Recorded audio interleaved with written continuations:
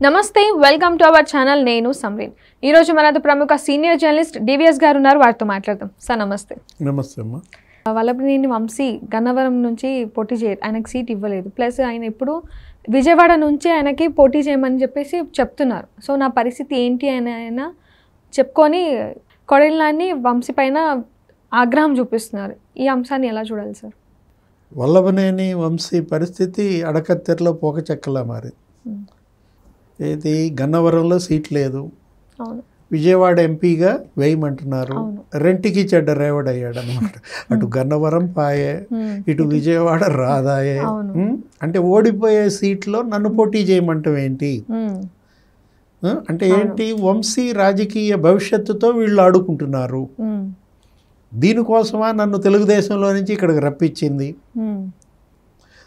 మీ అండ చూసుకుని నేను చెలరేగిపోయాను అనకూడని మాటలు చంద్రబాబుని అన్నాను చంద్రబాబు భార్యని అన్నాను లోకేష్ని అన్నాను ఇప్పుడు నేను అన్నదానికి నాకు ప్రతిఫలం ఇదా శాస్తి ఇలా జరిగిందా అనే దీంట్లో ఫ్రస్ట్రేషను సీరియస్నెస్ ఈ ఆగ్రహం ఎవరి మీద పడింది కొడాలి నాని మీద పడింది మాజీ మంత్రి గుడివాడ ఎమ్మెల్యే కొడాలి నానియే కదా అతన్ని ఇక్కడ తీసుకొచ్చింది వీళ్ళిద్దరు best friends producers junior NTR హీరోగా వీళ్ళిద్దరూ కలిసి సినిమాలు తీయటం గతంలో వంశీ పోటీ చేశాడు ఎంపీగా ఇక్కడ విజయవాడ ఎంపీగా పోటీ చేశాడు మరి అప్పుడు ఓడిపోయాడు లగడపాటి రాజగోపాల్ మీద అలాంటి పరిస్థితుల్లో ఏం జరిగింది అప్పుడు తెలుగుదేశం పార్టీ అభ్యర్థిగా అప్పుడు బాగా వేవ్ కూడా ఉన్న దీంట్లో మంచిగా పోటీ ఇచ్చాడు గట్టిగా అలాంటిది ఇప్పుడు ఏమైపోయింది గన్నవరం సీటు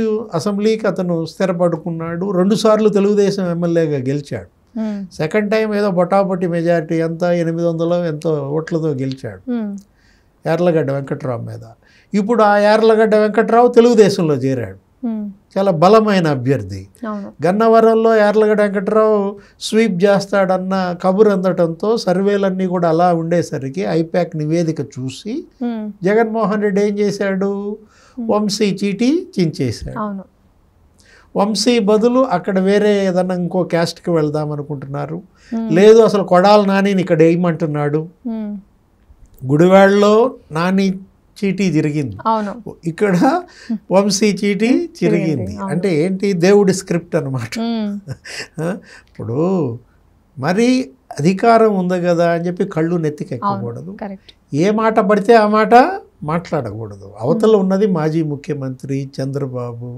ఆయనకి మరి 45 ఏళ్ల అనుభవం 14 ఏళ్ల ముఖ్యమంత్రిని పట్టుకుని అనకూడని మాటలు అన్నారు ఆయన భార్యను అసభ్యంగా మాట్లాడారు ఇదే ఈ వంశీ ఇదే వీటన్నిటి వల్లే కదా చంద్రబాబు ఆ రోజు కన్నీళ్లు పెట్టుకుంది ఇది కౌరవ సభగా మారింది మళ్ళా గౌరవ సభగా మారితేనే అసెంబ్లీలో అడుగు పెడతా అని ఒక శపథం చేసి బయటకు వచ్చేసాడు చంద్రబాబు ఇవాళ వాటన్నిటికీ కూడా వీళ్ళు అనుభవిస్తున్నారు చెరపకురా చెడదువు అని చెప్పి ఎవరినో చెడగొట్టాలని చూస్తే వీళ్ళే చెడిపోయిన పరిస్థితి అన్నమాట జగన్మోహన్ రెడ్డిని నమ్ముకుంటే ఇదే జరుగుద్దా యూజ్ అండ్ త్రో ఏది వాడుకుని వదిలేయడమా వీళ్ళందరినీ అద్దె మైకులుగా వాడుకున్నారు అనకూడని మాటలన్నీ అనిపించారు తిట్టించారు బూతులే బూతులు అన్నమాట ఒక రకంగా తెలుగు సమాజమే నివ్వెరపోయింది అసెంబ్లీలో అలాంటి మాటలు మాట్లాడటం మనం గతంలో ఎప్పుడు చూడలేదన్నమాట ఇప్పుడు విజయవాడ పార్లమెంటుకి కేసినేని నాని అన్నారు నిన్నటిదాకా ఆ నానిని తీసుకొచ్చారు ఎక్కడి నుంచి తెలుగుదేశం నుంచి ఆయన అప్పటిని చెలరేగిపోయాడు ఆయన కూడా పిచ్చి మాటలన్నీ మాట్లాడాడు చంద్రబాబు నువ్వెంత అంటే నువ్వెంత అన్నారు నా మీద పోటీకి రమ్మని పిలిచారు ఇప్పుడు కేసినేని నాని చీటీ కూడా కేసినేని నానికి టికెట్ ఏది మరి ఇప్పుడు పార్లమెంటుకి ఏమో ఎవరిని పోటీ చేయమంటున్నాడు వంశీని పోటీ చేయమంటున్నాడు అంటే కేసినేని నాని పరిస్థితి కుడితిలో పడ్డా ఎలక ఇప్పుడు వీళ్ళంతా కుడితిలో పడ్డారు కుడితిలో చాలా ఎలకలు పడ్డాయి ఇప్పుడు ఈ ఎలకలన్నీ ఒకతో అంతా ఒకటి కొట్టుకుంటున్నాయి నువ్వెంత అంటే నువ్వెంత అని చెప్పి ఇప్పుడు వంశీ నాని మీద సీరియస్ నన్ను ఇలా నాశనం చేసిందే నువ్వు అని మరి ఏం తిట్టాడో ఏంటో దీనిపైన మీడియాలో చిలవల పలవలుగా ప్రచారం జరుగుతుంది. మిమ్మల్ని చూసి నేను రెచ్చిపోయాను. గుడివాడలో కొడాలి నాని ఇప్పటికి 4 సార్లు గెలిచాడు. అవును, యాక్చువల్గా వీళ్ళిద్దరిని పెంచింది పోషించింది చంద్రబాబు. అవును, 2004లో చంద్రబాబు కాళ్ళు పట్టుకుని వీళ్ళు బీఫామ్ తీసుకున్నారు. అప్పుడేమో ఆయన ఇంద్రుడు చంద్రుడు, పెద్ద ఆయన, మాకు తండ్రి లాంటి వాడు, 70 ఏళ్ళు కాబట్టి కాళ్ళకి నమస్కారం చేయటంలో తప్పు లేదు, ఎవరు తప్పు పట్టలేదు. మరెందుకు ఇప్పుడు వినయంగా విధేయతగా ఉంటే అది వేరు. ఇప్పుడు రేవంత్ రెడ్డి ఉన్నాడమ్మా, ఆయన తెలుగుదేశమేగా, ఆయన చంద్రబాబు శిష్యుడే కదా, తెలుగుదేశంలో ఎదిగిన మొక్కలే కదా ఇవన్నీ కూడా. ఇప్పటికీ రేవంత్ రెడ్డి ఒక మాట అంటాడా చంద్రబాబుని? లేదు. ఇతను రాజకీయ నాయకుడు కాబట్టే ఇవాళ ముఖ్యమంత్రి అయ్యాడు, తన గమ్యాన్ని చేరుకున్నాడు. చదువుకునేటప్పుడే డిగ్రీలోనే అనేవాడంటే ఎప్పటికైనా సీఎం అవుతా అని. ఎవరు? రేవంత్ రెడ్డి. మరి నిజంగా సీఎం అయ్యాడంటే ఆ ఓర్పు, ఆ కష్టాలు ఎదుర్కోవటం, కష్టాలు ఎదురైనప్పుడు పంటి బిగువున వాటిని భరించటం, జైలుకు కూడా వెళ్ళాడు కదా. ఇవాళ తను అనుకున్నది సాధించాడు. సీతక్క ఉంది ఇక్కడ, ఇప్పుడు మంత్రి, ములుగు ఎమ్మెల్యే, తెలుగుదేశం. ఆమె ఒకప్పుడు అడవుల్లో నుండి వచ్చిన ఆమె, మావోయిస్టు, దీనిలో నుంచి వచ్చిన ఆమె. కాంగ్రెస్లో చేరిందని, చంద్రబాబుకు దూరం అయ్యారని చంద్రబాబుని తిట్టిందా ఆమె? ఇప్పటికి కూడా వెళ్ళి చంద్రబాబు ఇంటికి వెళ్ళి రాఖీ కట్టుద్ది.